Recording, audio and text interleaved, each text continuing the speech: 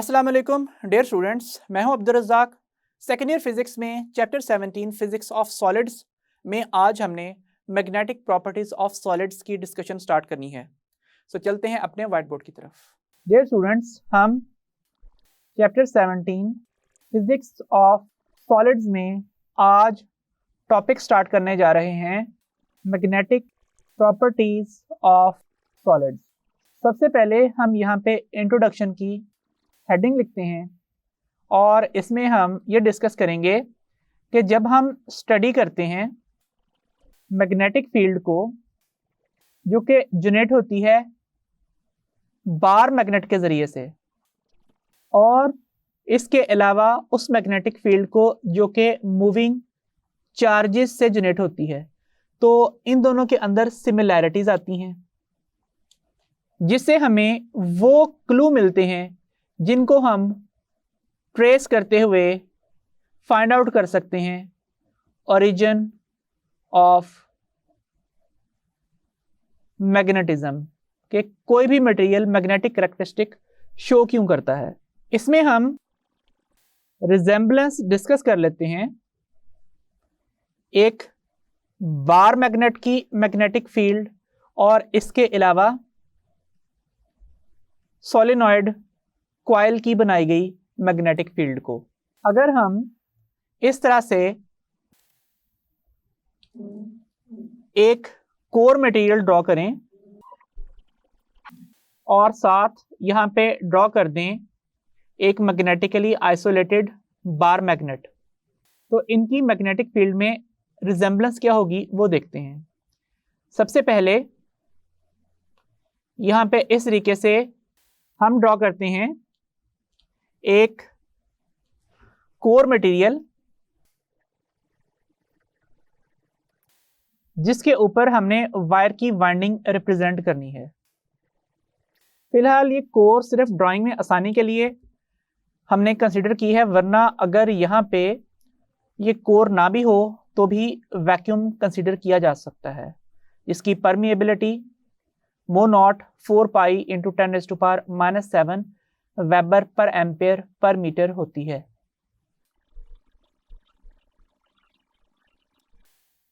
सो अगर हम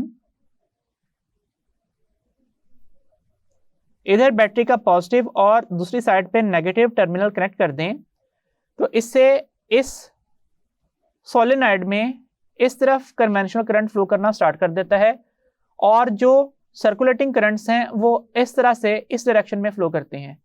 इस पॉइंट ऑफ व्यू से देखा जाए तो ये सर्कुलेटिंग करंट्स क्लॉकवाइज, और इस पॉइंट ऑफ व्यू से देखा जाए तो ये एंटी क्लॉकवाइज फील होते हैं, जिसकी वजह से राइट हैंड कर्ल रूल के मुताबिक अगर हम अपने राइट हैंड की फिंगर्स की डायरेक्शन को इस तरह से कर्ल कर दें तो जो थंब है वो इस डायरेक्शन में पॉइंट आउट करता है और जो थंब की पॉइंटिंग की डायरेक्शन है वो सोलेनॉइड की मैग्नेटिक फील्ड की डायरेक्शन होती है। सो अब अगर हम सोलेनॉइड की मैग्नेटिक फील्ड ड्रॉ करना चाहें तो वो इस तरह से ड्रॉ होगी कि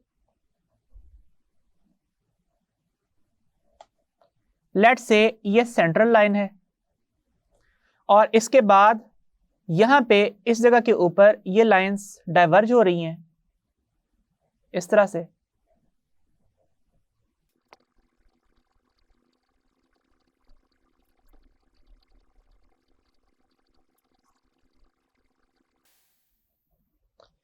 ये हमने इस सोलेनॉइड की वजह से बनने वाली मैग्नेटिक फील्ड लाइंस में से चंद एक फील्ड लाइंस बनाई हैं। ये जो लाइंस फिलहाल इस तरह से रिप्रेजेंट की गई हैं, ये भी बहुत लार्ज कर्व पाथ पे मूव करने के बाद सर्कल कंप्लीट करती हैं, लूप कंप्लीट करती हैं। ये भी बहुत लार्ज पाथ को फॉलो करते हुए एक लूप कंप्लीट करती हैं और जो सेंट्रल स्ट्रेट लाइन है ये भी आगे जाके मल्टीपल लाइंस में स्प्लिट अप होती है और सर्कल कंप्लीट करती है। मैग्नेटिक फील्ड लाइंस हमेशा ही एक लूप कंप्लीट करती हैं और यहाँ पे ये जो सेंट्रल लाइन है ये भी आगे चल के स्प्लिट अप होती है लार्ज नंबर ऑफ लाइंस में और ये लाइंस भी लूप कंप्लीट करती हैं। मैग्नेटिक फील्ड लाइंस कभी टर्मिनेट नहीं होती, ये हमेशा ही कॉन्टिन्यूस होती हैं, इसलिए इनका लूप कंप्लीट करना लाजमी है। ये सोलेनॉइड इस तरह से बिहेव करती है जैसे यहाँ पे किसी मैग्नेट का नॉर्थ पोल मौजूद है और यहाँ पे किसी मैग्नेट का साउथ पोल मौजूद है, क्योंकि मैग्नेटिक फील्ड लाइंस की डायरेक्शन मैग्नेट से बाहर नॉर्थ से साउथ और मैग्नेट के अंदर साउथ से नॉर्थ की तरफ होती हैं। अब इसकी सिमिलैरिटी बार मैग्नेट के साथ क्या है, उसके लिए हम बार मैग्नेट ड्रॉ कर लेते हैं। लेट्स से ये किसी मैग्नेट का नॉर्थ पोल है और ये मैग्नेट का साउथ पोल है। अब इसकी जो मैग्नेटिक फील्ड लाइंस हैं वो इस तरह से इस डायरेक्शन में बनती हैं। ये सेंट्रल लाइन ड्रॉ की गई है। इसके बाद यहाँ पे ये लाइन हल्की सी कर्व्ड है मैग्नेट से बाहर, और ये मैग्नेटिक फील्ड लाइंस भी सोलेनॉइड की मैग्नेटिक फील्ड की तरह इस तरह से लूप कंप्लीट करती हैं। सो हम यहाँ पे देख सकते हैं कि किस तरीके से magnetic field due to a current carrying solenoid और due to a bar magnet एक जैसी ही होती हैं। हमें यह बात पता है कि किसी सोलेनॉइड के अंदर सर्कुलेटिंग या फिर ऑर्बिटिंग करंट्स मौजूद होते हैं, तो क्या फिर बार मैग्नेट के अंदर भी सर्कुलेटिंग करंट्स मौजूद हैं? कोई भी इंसान अगर इन दोनों मैग्नेटिक फील्ड की सिमिलैरिटी को कंसीडर करे तो उसे ये बात समझ में आ जाएगी कि यकीनन इस बार मैग्नेट के अंदर भी सर्कुलेटिंग करंट्स मौजूद होंगे। और इसके अलावा एक और भी ऑब्जर्व्ड फैक्ट है, वो ये कि अगर हम एक मैग्नेट जिसको हमने अभी ड्रॉ किया इस तरह से, इसका एक पोल नॉर्थ और दूसरा साउथ है, ब्रेक डाउन कर लें हाफ लेंथ के पीसीज में,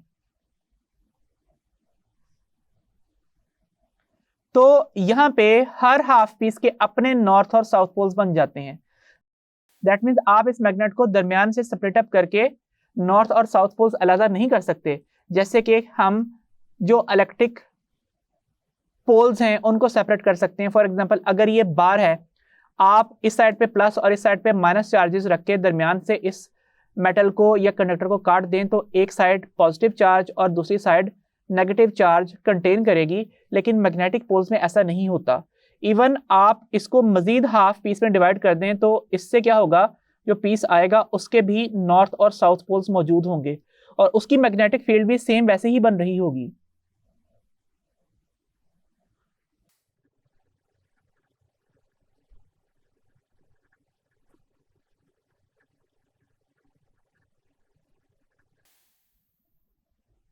इस तरह से।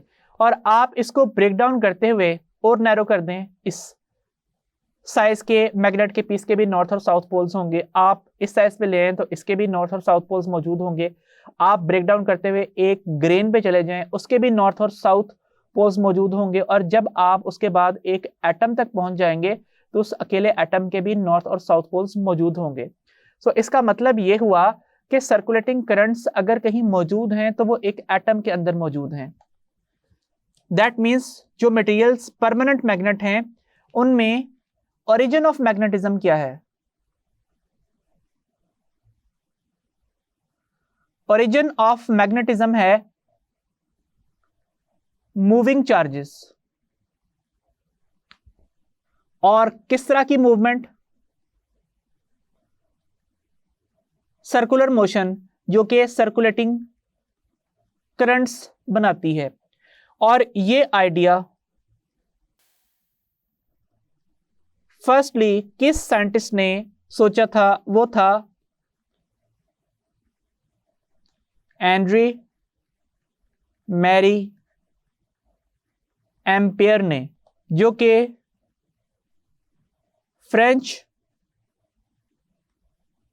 फिजिसिस्ट था और जिसने एम्पियर सर्किटल लॉ भी फॉर्मुलेट किया था, जिसके मुताबिक किसी भी करंट कैरिंग वायर की विसिनिटी में मैग्नेटिक फील्ड बनती है, जिसको हम इस फॉर्मूले से कैलकुलेट कर सकते हैं।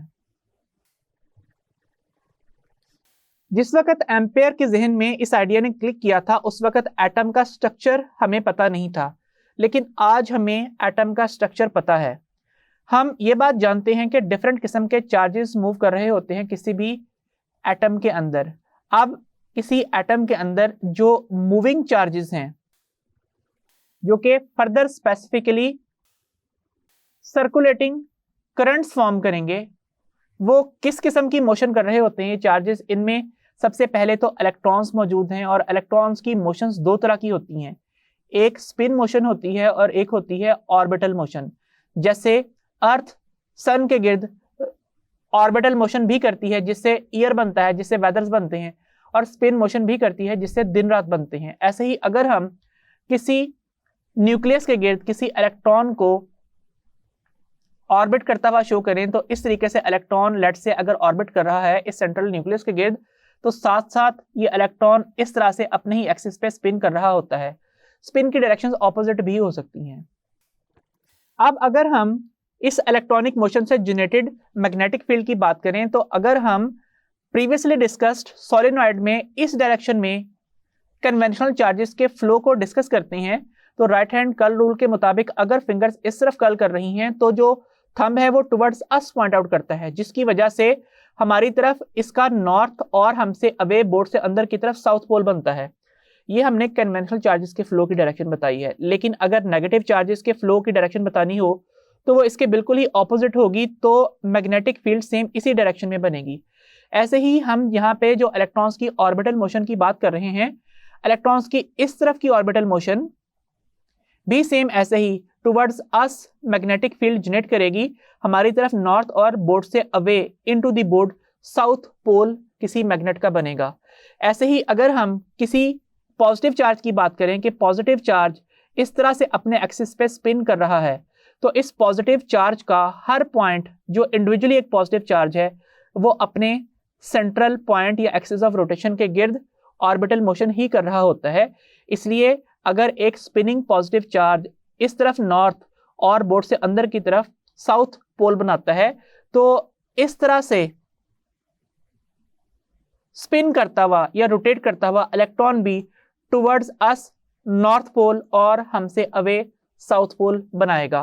दैट मीन्स इलेक्ट्रॉन की स्पिन मोशन और ऑर्बिटल मोशन जो है वो सर्कुलेटिंग करंट्स को फॉर्म करती है, और इस वजह से इंडिविजुअल इलेक्ट्रॉन की ऑर्बिटल और स्पिन मोशंस अलग-अलग से मैग्नेटिक मूवमेंट बनाती हैं, और एक अकेला इलेक्ट्रॉन वो क्या बन जाता है? वो बन जाता है मैग्नेटिक डाइपोल।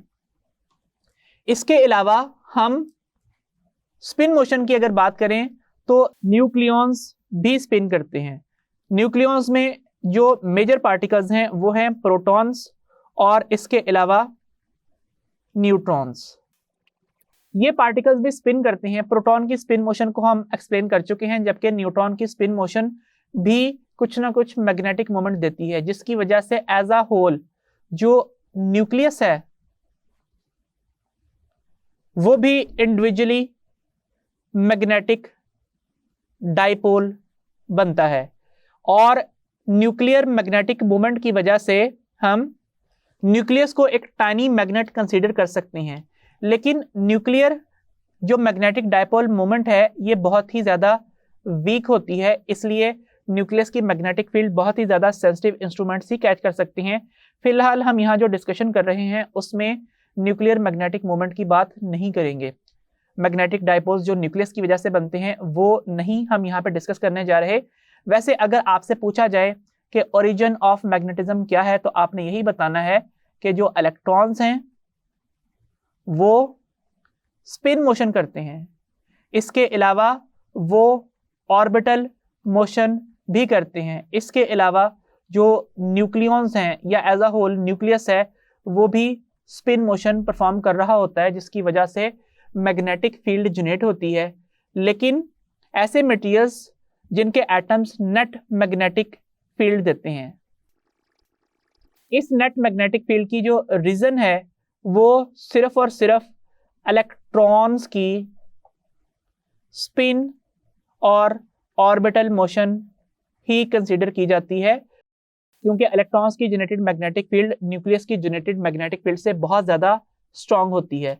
सो अगर हम ये कंसीडर करें कि सोलेनॉइड में जिस तरह से अगर यूं करंट ऑर्बिट कर रहा है और हम इस पॉइंट ऑफ व्यू से देखेंगे तो यहाँ पे हमें करंट टुवर्ड्स अस आता हुआ दिखाई देगा और यहाँ पे हमसे अवे जाता हुआ दिखाई देगा। सो अब राइट हैंड रूल के मुताबिक इस तरफ मैग्नेटिक फील्ड लाइन की डायरेक्शंस बनी है इस तरह से, और ये loops large number of loops में से चंद एक लूप्स हैं जिनको हम यहाँ पे ड्रॉ करके रिप्रेजेंट कर रहे हैं। और ये जो पॉजिटिव चार्जेस की डायरेक्शन में हमने लूप करंट एज्यूम किए हैं, इसके अगेंस्ट नेगेटिव करंट जो है वो इस तरह से एज्यूम कर लिया जाए तो वो भी सेम यही मैग्नेटिक फील्ड देगा जो कि इलेक्ट्रॉनिक मोशन की वजह से स्टडी किया जा रहा है। सो अब इस तरह से जो हर इंडिविजुअल एटम है वो टाइनी मैग्नेट बन जाएगा या फिर वो मैग्नेटिक डाइपोल की तरह एक्ट करेगा। सो न्यूक्लियर मैग्नेटिक फील्ड बहुत वीक होने की वजह से reason of net magnetic field सिर्फ इलेक्ट्रॉनिक मोशन है, जिसमें स्पिन मोशन भी आ सकती है और ऑर्बिटल मोशन भी आ सकती है। अब इस बेस के ऊपर हम नेक्स्ट हेडिंग डिस्कस करने जा रहे हैं, classification of solids with respect to magnetic behaviour.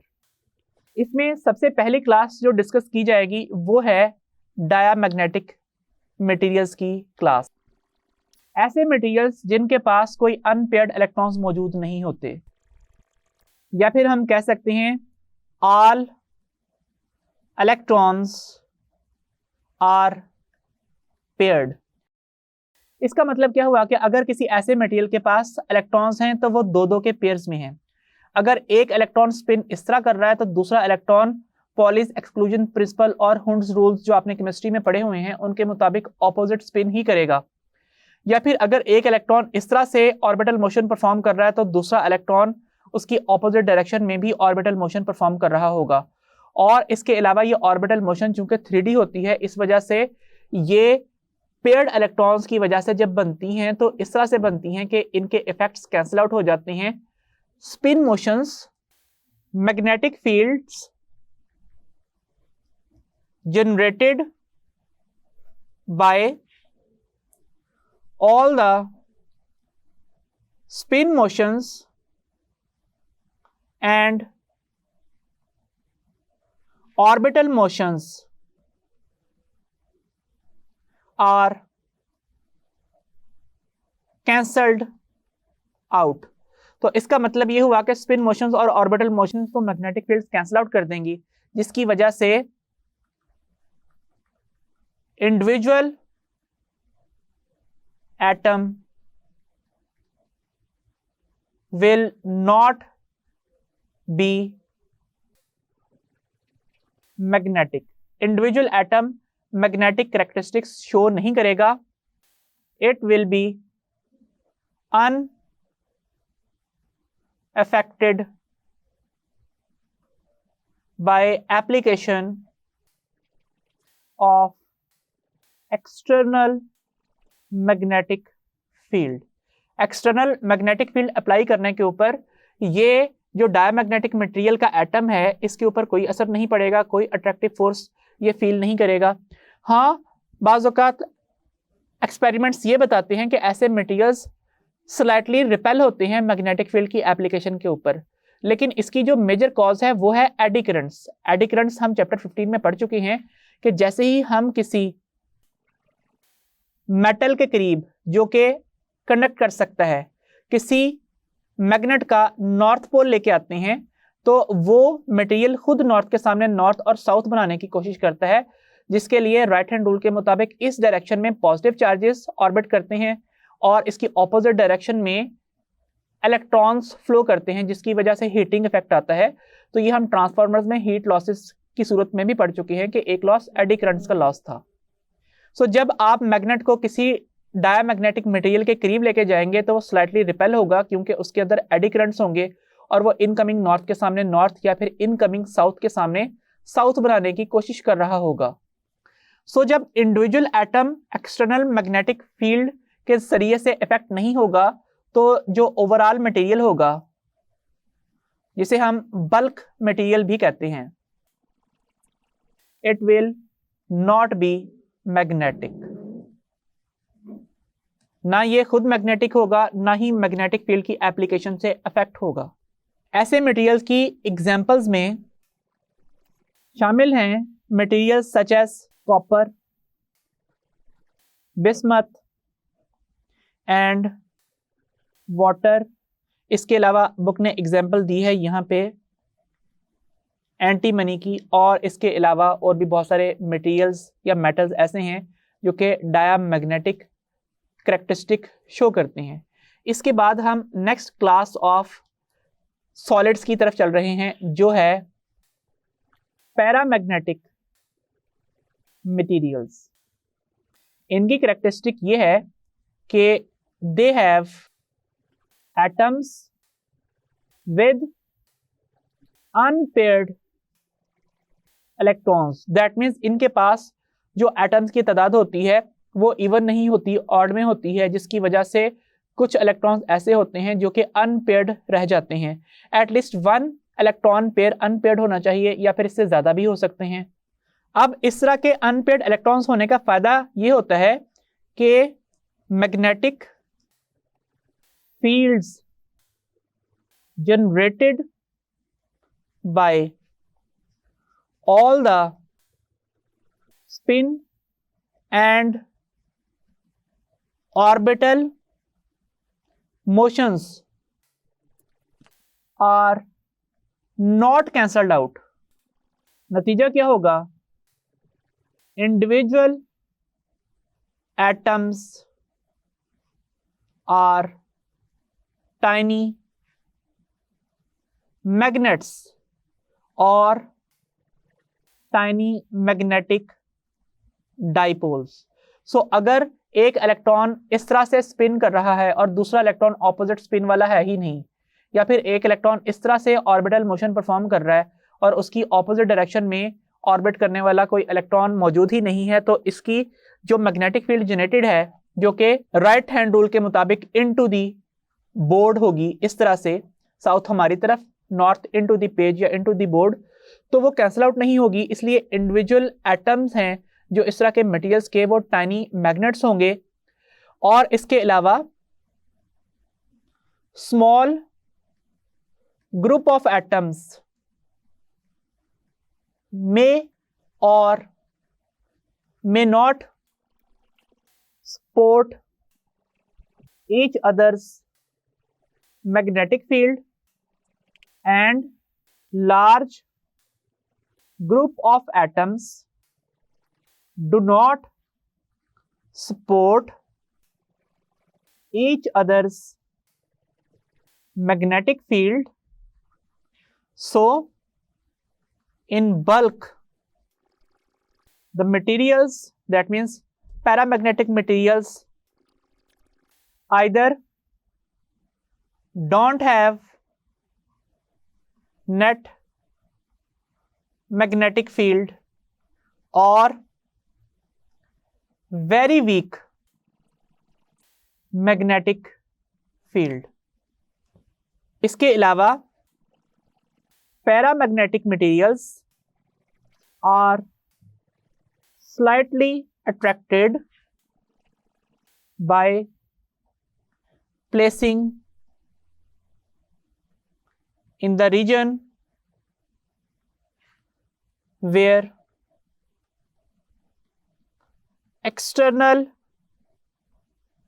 magnetic fields are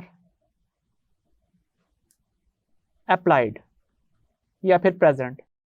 so paramagnetic materials क्या होते हैं? ऐसे मटेरियल्स जिनके पास अनपेयर्ड इलेक्ट्रॉन्स मौजूद होते हैं, जिसकी वजह से उनकी net magnetic field cancel out नहीं होती, बल्कि कुछ ना कुछ मैग्नेटिक फील्ड बच जाती है, और individual atoms tiny magnetic dipoles होते हैं। और इसके अलावा चंद एक एटम्स या एटम्स का छोटा सा ग्रुप एक दूसरे की मैग्नेटिक फील्ड को सपोर्ट कर भी सकता है और नहीं भी कर सकता। इसकी वजह से बल्क मटेरियल या तो नॉन मैग्नेटिक होता है या बहुत ही वीक मैग्नेटिक फील्ड रखता है, और इसके अलावा बहुत थोड़ी सी मैग्नेटिक फील्ड रखने की वजह से जब इनको एक्सटर्नल मैग्नेटिक फील्ड में प्लेस किया जाता है तो ये एक्सटर्नल मैग्नेटिक फील्ड की वजह से स्लाइटली अट्रैक्ट होते हैं। इस तरह के मटेरियल्स की एग्जांपल्स पे बात कर लेते हैं। Aluminium, platinum, calcium, lithium etcetera. और इसके अलावा nano particles of ferromagnetic materials भी पैरामैग्नेटिक होते हैं। तो इस बात को अंडरस्टैंड करने के लिए हम नेक्स्ट क्लास ऑफ सॉलिड्स पढ़ लेते हैं, जिसका नाम है फेरोमैग्नेटिक मटेरियल्स। ऐसे मटेरियल्स जिनके पास ऐसे एटम्स होते हैं which have unpaired electrons। Paramagnetic materials की तरह इनके पास भी ऐसे एटम्स हैं जिनमें अनपेयर्ड इलेक्ट्रॉन्स मौजूद है। सो इसकी वजह से all the magnetic fields are not cancelled out. तो इसका मतलब क्या हुआ? Individual atoms are tiny magnets या फिर मैग्नेटिक डाइपोल्स। और इसके अलावा large groups of atoms support each others magnetic field. और लार्ज ग्रुप्स ऑफ एटम्स से क्या मुराद है? बिलियंस की तादाद में एटम्स ऐसे होते हैं जो एक दूसरे की मैग्नेटिक फील्ड को सपोर्ट करते हैं और एक रीजन बनाते हैं। A region is formed which is called a magnetic domain। और हर मैग्नेटिक डोमेन जो है वो प्रोड्यूस करती है या जनरेट करती है net magnetic field in a certain direction. अब पैरामैग्नेटिक में और फेरोमैग्नेटिक में डिफरेंस क्या है कि पैरामैग्नेटिक में इंडिविजुअल एटम्स तो मैग्नेटिक थे, लेकिन बहुत ज्यादा तादाद में एटम्स एक दूसरे को सपोर्ट नहीं कर रहे थे। अगर सपोर्ट थी भी तो वो support maximum hundreds of atoms तक महदूद थी। लेकिन जो फेरोमैग्नेटिक मटेरियल्स हैं उनमें बिलियंस की तादाद में एटम्स ऐसे हैं जो कि एक दूसरे को सपोर्ट कर रहे हैं और ऐसे रीजन बना रहे हैं जिनको हम डोमेन्स कहते हैं, जिनका साइज माइक्रोमीटर्स में होता है।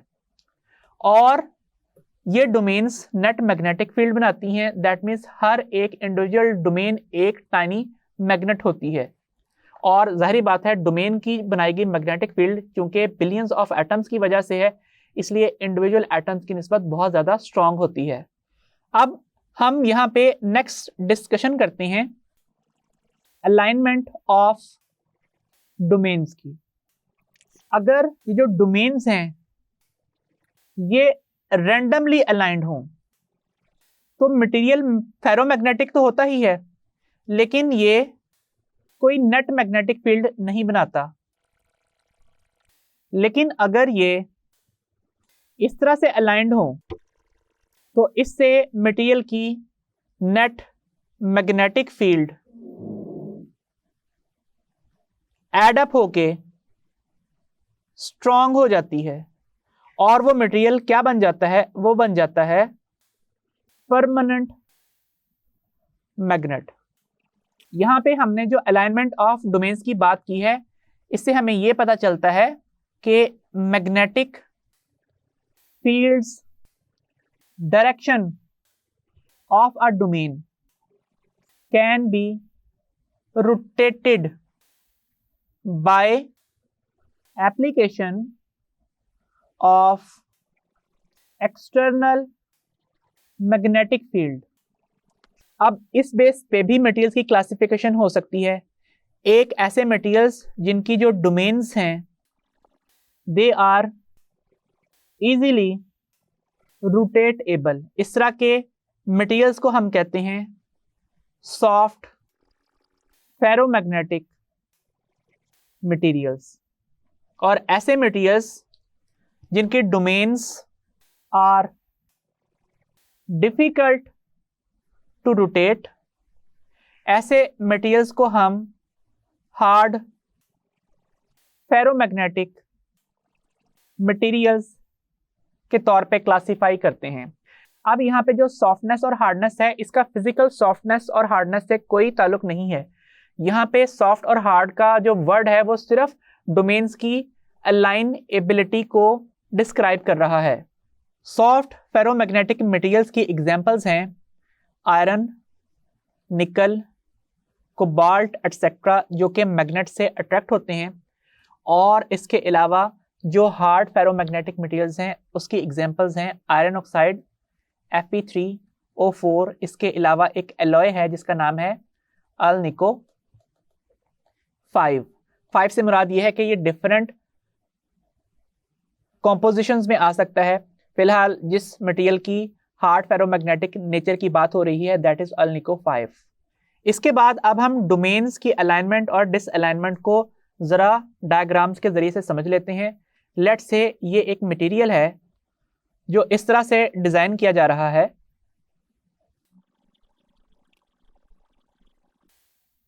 और इसमें माइक्रोमीटर साइज की डोमेन्स हैं जिनमें से चंद एक डोमेन्स की सेपरेशन हम इस तरह से ड्रॉ कर रहे हैं।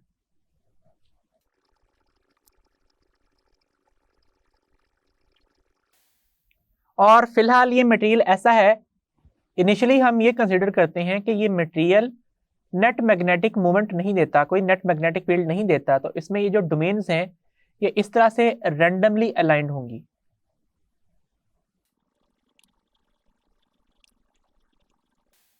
लेकिन जैसे ही इस मटेरियल के करीब किसी परमानेंट मैग्नेट का नॉर्थ पोल प्लेस किया जाएगा इस तरह से कि लेट्स से ये कोई परमानेंट मैग्नेट है,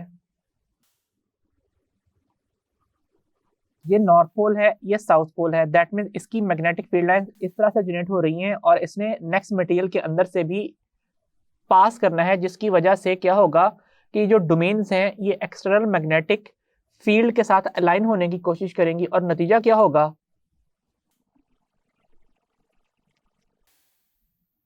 एक्सटर्नल मैग्नेटिक फील्ड के साथ अलाइन होने की कोशिश में ये तमाम डोमेन्स या फिर इनमें से मेजॉरिटी वो रोटेट करेगी और रोटेट करते हुए इस एक्सटर्नल मैग्नेटिक फील्ड के साथ अलाइन होने की कोशिश करेगी। और इस तरीके से ये मटेरियल खुद अपना नॉर्थ और साउथ बनाना शुरू कर देगा। और चूंकि नॉर्थ और साउथ पोल्स में अट्रैक्शन होती है इसलिए मैग्नेट इस मटेरियल को अट्रैक्ट करेगा।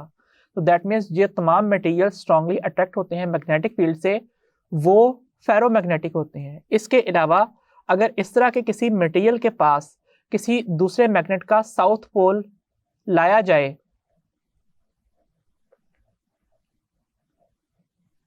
इस तरह से, तो फिर उसकी मैग्नेटिक फील्ड की डायरेक्शन ये वाली होगी। अब डोमेन्स खुद को रोटेट करके इस तरह से अलाइन करने की कोशिश करेंगी कि वो नेट मैग्नेटिक फील्ड किस डायरेक्शन में दें, लेफ्ट डायरेक्शन में दें। चंद एक डोमेन्स अभी भी डिसअलाइन हो सकती हैं, इनको अलाइन करने के लिए हमें ज़्यादा स्ट्रॉन्गर मैग्नेटिक फील्ड अप्लाई करनी पड़ेगी। लेकिन जो मेजॉरिटी में डोमेन्स हैं वो अपना मैग्नेटिक मोमेंट इस तरह से अलाइन करेंगी कि लेफ्ट डायरेक्शन में नॉर्थ और राइट डायरेक्शन में साउथ बना लेंगी। अब साउथ और नॉर्थ पोल चूंकि अट्रैक्ट होते हैं इसलिए मैग्नेट का चाहे नॉर्थ पोल आयरन की किसी रॉड के करीब लेके आए या फिर उसका साउथ पोल आयरन रॉड के करीब लेके आए, चूंकि उसके करीब ऑपोजिट पोल्स ही इंड्यूस होने हैं, इस वजह से कोई मैग्नेट किसी फेरोमैग्नेटिक सॉफ्ट मटेरियल को अट्रैक्ट करता है। अब हम जैसे ही यहाँ पे किसी मटेरियल के करीब मौजूद एक्सटर्नल मैग्नेटिक फील्ड हटा लेते हैं तो ये जो डोमेन्स अलाइन हो चुकी हैं ये खुद से डिसअलाइन होना शुरू हो जाती हैं थर्मल वाइब्रेशंस की वजह से। हीट एनर्जी मौजूद है जिसकी वजह से ये डोमेन्स रैंडमली अलाइन होना शुरू हो जाती हैं इस तरह से,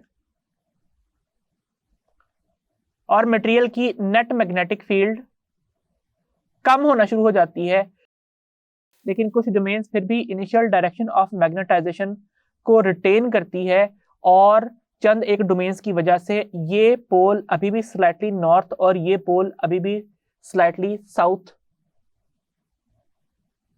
पोल के तौर पे अपेयर होता रहता है। यही वजह है कि जब आप किसी आयरन या किसी और फेरोमैग्नेटिक मटेरियल को किसी मैग्नेट से टच करते हैं तो वह मटेरियल खुद से थोड़ी देर तक मैग्नेटिक बना रहता है। अब अगर ये डोमेन्स आसानी से अलाइन या डिसअलाइन हो सकती हैं तो ये सॉफ्ट फेरोमैग्नेटिक मटेरियल है, और अगर ये आसानी से अलाइन या डिसअलाइन नहीं हो सकती तो फिर ये हार्ड फेरोमैग्नेटिक मटेरियल है। सो अगर आपको एक परमानेंट मैग्नेट बनाना है तो परमानेंट मैग्नेट किसी ऐसे मटेरियल से बनाया जाएगा जिसके करीब हम मैग्नेट लेके आएंगे तो उसकी डोमेन्स आसानी से अलाइन नहीं होंगी। या तो कोई बहुत स्ट्रॉन्ग परमानेंट मैग्नेट उसके करीब लेके आना पड़ेगा, या सोलेनॉइड कॉइल के अंदर प्लेस करके उसको इस कदर स्ट्रॉन्ग करंट से एक्सपोज करवाना पड़ेगा कि उसकी डोमेन्स अलाइन हो सकें। फॉर एग्जाम्पल मैं कहता हूँ कि यहाँ पे ये एक हार्ड फेरोमैग्नेटिक मटेरियल की जो ड्राइंग है वो मौजूद है और इसके गिर्द हम एक सोलेनॉइड कॉइल को रिप्रेजेंट कर देते हैं इस तरह से कि लेट्स से ये एक सोलेनॉइड कॉइल है जो इस hard ferromagnetic material, for example कोई स्टील हो सकता है, आयरन ऑक्साइड Fe3O4 हो सकता है, या फिर अल्निको 5 या फिर कोई भी और हार्ड फेरोमैग्नेटिक मटेरियल है वो है, और इसके ऊपर हमने सोलेनॉइड के जरिए से एक्सटर्नल मैग्नेटिक फील्ड अप्लाई की है इस तरह से कि लेट्स से किसी स्विच के थ्रू ये टर्मिनल बैटरी का पॉजिटिव और ये नेगेटिव सोलेनॉइड के साथ कनेक्टेड है। अब कन्वेंशनल करंट इस डायरेक्शन में फ्लो करना स्टार्ट कर जाएगा, जिसकी वजह से क्या होगा कि इस सोलेनॉइड के अंदर जो करंट है वो इस डायरेक्शन में फ्लो करेगा, यहाँ से इस डायरेक्शन में। इस पॉइंट ऑफ व्यू से देखने पे ये एंटी क्लॉकवाइज और इस पॉइंट ऑफ व्यू से ये क्लॉकवाइज दिखाई दे रहा होगा। और राइट हैंड रूल के मुताबिक इस डायरेक्शन में नॉर्थ और इस डायरेक्शन में साउथ मौजूद होगा इस सोलेनॉइड का, और इसकी जो मैग्नेटिक फील्ड है वो B इज इक्वल टू मो नॉट NI से चेंज होके मो नॉट मो R NI हो जाएगी, जिसमें मो R relative permeability of magnetic material है, जिसमें अगर यहाँ पे हमने स्टील रखा है तो उसकी रिलेटिव परमिएबिलिटी पुट करनी पड़ेगी जो ऑब्वियसली 1 से ज़्यादा होगी, जिसकी वजह से मैग्नेटिक फील्ड स्ट्रांग हो जाएगी। जो डायमैग्नेटिक मटेरियल्स हैं उनके मो R की वैल्यू 1 से कम होती है, लेकिन फेरोमैग्नेटिक्स के केस में और पैरामैग्नेटिक्स के केस में ये वैल्यू 1 से ज़्यादा होती है। पैरामैग्नेटिक के केस में वैल्यू 1 से बहुत कम डिफरेंस से बड़ी होती है, जबकि फेरोमैग्नेटिक्स के केस में ये डिफरेंस ज़्यादा होता है। सो अब जब ये सोलेनॉइड में से करंट फ्लो करता है और इसकी वजह से डोमेन्स अलाइन हो जाती हैं लेट से ज़्यादातर इस तरफ, चंद एक अभी भी ऑपोजिट है या 100% अलाइंड नहीं है, इनको अलाइन करने के लिए करंट की स्ट्रेंथ मजीद बढ़ाई जा सकती है। इससे जो डोमेन्स डिसअलाइंड हैं या 100% अलाइंड नहीं है उनकी अलाइनमेंट बढ़ती चली जाएगी। सो अब ये मटेरियल इस तरह से मैग्नेटाइज हो चुका है स्ट्रॉन्ग करंट की वजह से, वीक करंट की वजह से इसने मैग्नेटाइज नहीं होना था। तो अब क्या करेंगे, हम यहाँ पे एक्सटर्नल जो मैग्नेटिक फील्ड है उसको रिमूव कर देंगे इस तरह से, लेकिन ये मटेरियल अपनी इस मैग्नेटाइजेशन को रिटेन करेगा क्योंकि ये हार्ड फेरोमैग्नेटिक मटेरियल है और इसकी मैग्नेटिक डोमेन्स आसानी से अलाइन या डिसअलाइन नहीं हो सकती। सो ऐसे मटेरियल्स जो हार्ड फेरोमैग्नेटिक मटेरियल्स होते हैं वो परमानेंट मैग्नेट बनाने में इस्तेमाल होते हैं, लेकिन जिनकी डोमेन्स आसानी से अलाइन या डिसअलाइन हो सकती हैं वो सॉफ्ट फेरोमैग्नेटिक मटेरियल्स होते हैं और उनको इलेक्ट्रोमैग्नेट बनाने में या ट्रांसफार्मर बनाने में इस्तेमाल किया जा सकता है। मजीद इसकी डिटेल नेक्स्ट लेक्चर में भी हमने पढ़नी है। सो फिलहाल हम यहाँ से आगे चलते हैं। हम नेक्स्ट हेडिंग डिस्कस कर लेते हैं, यूजेस ऑफ फेरोमैग्नेटिक मटेरियल्स की तरफ, इनके क्या यूजेस हैं। सबसे फेमस यूज इनका मैग्नेटिक स्टोरेज डिवाइसेस की सूरत में होता है। और मैग्नेटिक स्टोरेज डिवाइसेस कौन सी हैं, सबसे जो ओल्ड हम जानते हैं डिवाइसेस को वो हैं ऑडियो कैसेट्स। ऑडियो कैसेट्स के अंदर अगर इस तरह से ये फिल्म मौजूद है तो इस फिल्म में डोमेन्स एक पैटर्न में अलाइन होती हैं इस तरह से, और ये डोमेन्स की अलाइनेबिलिटी या डिसअलाइनेबिलिटी इस तरीके से किसी ऑडियो वेव पैटर्न को बता रही होती है। सो इसको रीड आउट करके और प्रोसेस करके इससे ऑडियो प्ले कर दी जाती है। या अगर ये जो ऑडियो टेप है ये पहले से मैग्नेटाइज नहीं है तो आप जो राइट हेड है उसको यूज़ करते हुए इसको मैग्नेटाइज करके इसमें ऑडियो स्टोर भी कर सकते हैं। सेम इसी प्रिंसिपल के ऊपर वीडियो कैसेट्स भी काम करती हैं, बस उनकी थिकनेस ज़्यादा होती है कि वो ज़्यादा डेटा स्टोर कर सकें। फिर इसके बाद जो नेक्स्ट चीज है वो है फ्लॉपी डिस्क्स, और सबसे फेमस यूज जो इनका है वो है कंप्यूटर की हार्ड ड्राइव्स या हार्ड डिस्क्स। इन हार्ड डिस्क में मैग्नेटिक डोमेन्स की अलाइनमेंट और डिसअलाइनमेंट, दैट मीन्स अलाइनमेंट इस तरह या इस तरह हो के 1 0 1 1 0 की सूरत में, बिट्स की सूरत में डेटा को स्टोर करती है, और बाद में जो सॉफ्टवेयर बेस्ड ऑपरेशंस हैं वो इनको रीड आउट करके इंटरप्रेटेबल या एक्सप्लेनेबल या डिस्प्लेएबल या फिर प्लेएबल डेटा में कन्वर्ट कर देते हैं। अगर मैं किसी हार्ड ड्राइव के डिस्क को इस तरह से रिप्रेजेंट करूं और इसका साइड व्यू लूं तो मुझे इस तरह से एक थिन सी डिस्क दिखाई देगी। अगर इसको जूम इन कर लिया जाए तो मुझे इस तरह से एक बहुत बड़ा सा पोर्शन दिखाई देगा।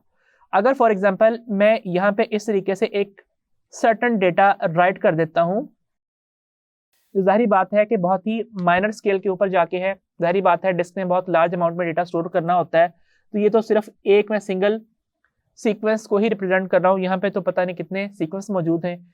लेकिन मैंने एक दफ़ा इसको राइट कर लिया है इस हार्ड ड्राइव के ऊपर, तो इसको अरेज करना बहुत ही डिफिकल्ट है। जब आप कंप्यूटर में एक दफ़ा डेटा राइट डाउन कर लेते हैं, सेव कर लेते हैं, तो जब आप उसके बाद डिलीट की कमांड देते हैं तो कंप्यूटर इसको हार्ड ड्राइव के उस सेगमेंट से रिमूव या अरेज नहीं करता, बल्कि सिर्फ आपको डिस्प्ले करना या दिखाना बंद कर देता है। वो डेटा वहाँ पे एज इट इज़ मौजूद होता है। इसलिए आप जब सिंपली कंप्यूटर के अंदर से कोई डेटा डिलीट करते हो तो वो बहुत आसानी के साथ रिकवर किया जाता है। बाज़ जो कंप्यूटर हैकर्स हैं, जब वहाँ पे कोई पुलिस रेड पड़ती है तो वो फटाफट अपनी हार्ड ड्राइव से डेटा डिलीट करके समझते हैं कि शायद हम बच जाएंगे, लेकिन जो टीम आती है वो रिकवरी सॉफ्टवेयर साथ लेके आती है और बहुत आसानी के साथ पूरा का पूरा डेटा 100% हेल्थ के साथ रिकवर हो जाता है किसी हार्ड ड्राइव से। इसलिए हार्ड ड्राइव से डेटा को सेफली डिलीट करने के लिए कुछ सॉफ्टवेयर यूज होते हैं जिनका जनरल नेम है डेटा श्रेडर्स। ये यहां से डेटा डिलीट करने के बाद मल्टीपल टाइम्स इसके ऊपर 0000 राइट करते हैं, जिसकी वजह से यहाँ पे जो ये कोड मौजूद है वो डैमेज हो जाता है और डेटा सेफली डिलीट हो जाता है। तो जितनी ज़्यादा दफ़ा आप ये काम करेंगे कि इस डेटा की जगह के ऊपर 0000 राइट करने की कोशिश करेंगे, ये जो कोड है ये उसके अंदर डैमेज होता चला जाएगा। क्यों?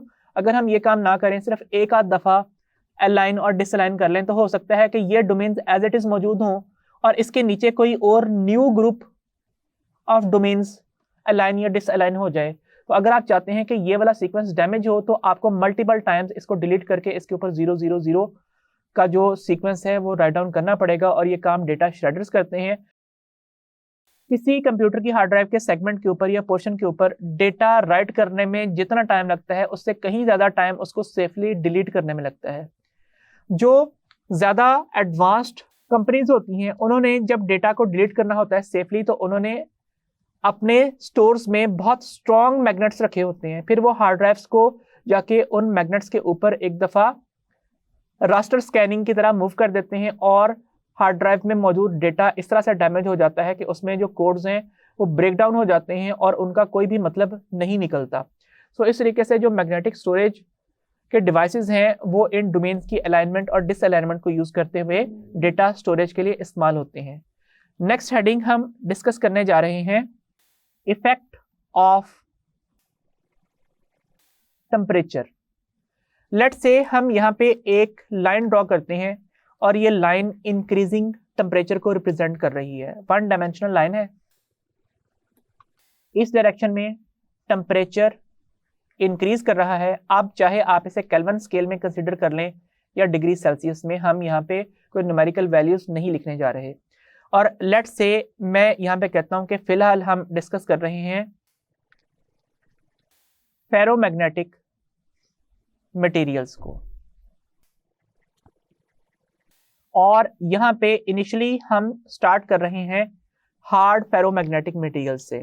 तो अगर यहाँ पे ये कहा जाए कि इस तरीके से एक फेरोमैग्नेटिक मटेरियल मौजूद है जो कि हार्ड है, फॉर एग्जांपल कोई अल्निको 5 या फिर स्टील वगैरह, और ये परमानेंट मैग्नेट है, दैट मीन्स इसकी डोमेन्स अलाइन या डिसअलाइन करना आसान नहीं है। ये बहुत ही मुश्किल से अलाइन और बहुत ही मुश्किल से डिसअलाइन होती हैं। इस वजह से ये मटेरियल यहाँ पे नॉर्थ पोल और यहाँ पे साउथ पोल बना रहा है। आपने छोटी क्लासेस में पढ़ा होगा कि किसी मैग्नेट की परमानेंट मैग्नेटिज्म को खत्म करने का क्या तरीका होता है। चंद एक तरीके हमने पढ़े थे कि आप उस मैग्नेट के ऊपर हैमरिंग करें, हथौड़ियां मारें। उससे क्या होगा, हीट एनर्जी मिलेगी इन डोमेन्स को और उस एनर्जी को यूटिलाइज करते हुए डोमेन्स डिसअलाइन होना शुरू होंगी और डिसअलाइन होते होते आखिरकार उनकी मैग्नेटिक फील्ड खत्म हो जाएगी। और नेक्स्ट मेथड क्या था कि आप इस मटेरियल को हीट अप करें, रेड हॉट कर दें। उससे भी क्या होगा कि इन डोमेन्स को एनर्जी मिलेगी और एनर्जी मिलने के बाद ये डिसअलाइन हो जाएंगी और डिसअलाइनमेंट के बाद ये डोमेन्स परमानेंट मैग्नेट से just simply a ferromagnetic material में चेंज हो जाएंगी। दैट मीन्स इस तरह से ये hard ferromagnetic material heat up करने से, टेम्परेचर बढ़ाने से किस में तब्दील हो जाता है, सॉफ्ट फेरोमैग्नेटिक मटेरियल में तब्दील हो जाता है। और आप इस मटेरियल में अगर मजीद टेम्परेचर में इंक्रीमेंट जारी रखें तो उसका नतीजा ये होता है कि फिर ये जो डोमेन्स हैं इनका साइज कम होना शुरू हो जाता है। दैट मीन्स यहाँ पे जो ग्रुप ऑफ एटम्स हैं जो एक दूसरे की सपोर्ट में आए हुए हैं वो एक दूसरे के दुश्मन बनना शुरू हो जाते हैं कि एक ग्रुप एक डायरेक्शन में मैग्नेटिक फील्ड देता है तो दूसरा ग्रुप जो है वो दूसरी डायरेक्शन में मैग्नेटिक फील्ड देना स्टार्ट कर देता है और डोमेन्स टेम्परेचर बढ़ने के साथ साथ सिकुड़ना स्टार्ट हो जाती हैं, जैसे कि यहाँ पे रिप्रेजेंट किया जा रहा है। अब आप टेम्परेचर को इंक्रीज करते जाएं, आखिर में अगर मैं एक डोमेन बना रहा हूं तो वो भी सिकुड़ती चली जाती है। फिर ये सिर्फ इतना सा पोर्शन ड्रॉ कर रहा हूं, ये भी सिकुड़ता चला जाता है और अल्टीमेटली आप एक ऐसे ग्रेन तक पहुंच जाते हैं जिसमें ओनली फ्यू हंड्रेड एटम्स या उससे भी कम एटम्स मौजूद हैं और सिर्फ वो एक डायरेक्शन में मैग्नेटिक फील्ड दे रहे हैं और नेबरिंग ग्रेन दूसरी डायरेक्शन में मैग्नेटिक फील्ड दे रहा है। दैट मीन्स एक फेरोमैग्नेटिक मटेरियल एक सर्टेन टेम्परेचर को क्रॉस करने के बाद किस में तब्दील हो गया है, पैरामैग्नेटिक मटेरियल में तब्दील हो गया है। पैरामैग्नेटिक मटेरियल्स में यही होता है ना कि चंद एक एटम्स या उनका ग्रुप एक डायरेक्शन में मैग्नेटिक फील्ड देता है लेकिन नेबर्स उसको सपोर्ट नहीं करते और ओवरऑल बल्क में मटेरियल मैग्नेटिक फील्ड नहीं देता। तो वही काम हमने यहाँ पे किया है, एक हार्ड फेरोमैग्नेटिक मटेरियल को हीट करके सॉफ्ट में तब्दील किया है, उसकी डोमेन्स डिसअलाइन हुई हैं, फिर डोमेन्स का साइज सिकुड़ना स्टार्ट हुआ है और सिकुड़ते सिकुड़ते एक टेम्परेचर पे आके इतनी सिकुड़ गई हैं कि फ्यू हंड्रेड्स या फिर उससे भी कम एटम्स एक डायरेक्शन में मैग्नेटिक फील्ड दे रहे हैं और नेबर्स जो हैं वो दूसरी डायरेक्शन में मैग्नेटिक फील्ड दे रहे हैं। तो नतीजा क्या होगा कि अब ओवरऑल बल्क में मटेरियल मैग्नेटिक नहीं रहेगा और पैरामैग्नेटिक मटेरियल बन जाएगा। ये जो ग्रेन्स हैं इनका साइज अब नैनोमीटर्स में आ चुका है, इसलिए मैंने आपको पैरामैग्नेटिक मटेरियल्स की एग्जांपल्स में nano particles of ferromagnetic materials को पैरामैग्नेटिक मटेरियल्स की क्लास में एग्जाम्पल के तौर पे प्लेस किया था। सो इस वजह से नैनो पार्टिकल्स के साइज में या फिर नैनोमीटर के साइज में जब डोमेन्स चली जाती हैं तो एक मटेरियल फेरोमैग्नेटिक मटेरियल में तब्दील हो जाता है और इस ट्रांजिशन के टेम्परेचर को सिंबल दिया जाता है TC का और इसका नाम क्या है, इसका नाम है क्यूरी टेम्परेचर। और for an example Curie temperature iron के लिए कितना होता है, ये होता है almost 750 degree Celsius Kelvin scale में से तब्दील किया जा सकता है।